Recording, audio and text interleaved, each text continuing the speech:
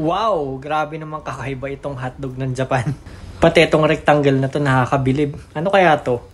So lunch out muna tayo, punta tayo sa Konbini. Siyempre ang pinakamalapit sa amin ay Family Mart.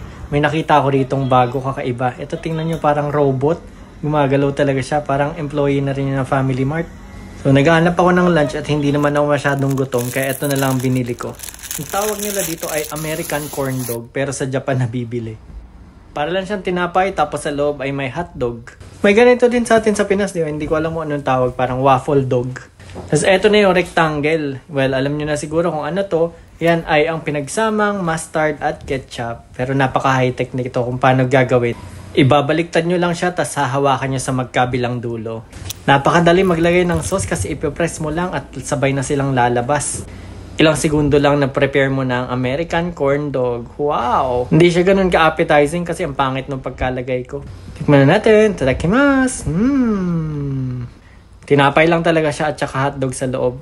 Parang hindi siya ganun kasarap pero kapag gutom ka, ay sasarap talaga to. Pwede na rin to panawid gutom lang at para matry lang natin yung sauce. Nakakabilib kasi talaga. Pagkatapos ng trabaho ay naglaro lang kami ng baby ko sa park. Ito na ang highlight ng araw namin. Napakasarap na ipa-experience ko sa anak ko yung mga gusto kong ma-experience nung bata ako. Iba talaga yung feeling kapag nakikita ko siyang ngumingiti. Alam mo yung parang nakakatanggal talaga ng pagod. O siguro talaga na face-face lang ang buhay, no? Kasi nung college ako or high school, parang hindi ko maisip yung sarili ko na magkakaanak. Pero ngayon, ang highlight ng buhay ko ay umuwi at makasama ang aking pamilya. Yun lang. Wow! Bye-bye!